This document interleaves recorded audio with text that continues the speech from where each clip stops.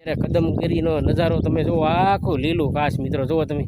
મારી પાછળ વ્યૂ જો ઓલ્લો જે તમને મિત્રો પાછળ દેખાય ને એ કદમગીરીનો ડુંગરો છે. અને એની બાજુમાં આપણે જે મોરારજી બાપુએ બંગલો લીધો ને એ પણ છે મિત્રો. તો તમે લોકો ચેનલમાં નવા હોય તો ચેનલમાં છેલ્લે સુધી બન્યા રહેજો અને તમારા મિત્રો સાથે શેર કરી દેજો.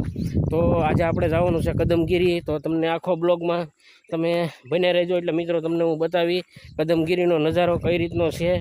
અને તમને આખા કદમગીરીના ડુંગરાના જે અંદર માતાજીના અને જે આપણે મહાદેવનું મંદિર છે અને કમળાઈ દેવીનું મંદિર છે, જે આપણે કમળાઈ ઉતાણી અત્યારે થાય છે મિત્રો, એના દર્શન તમને કરાવવાના છે.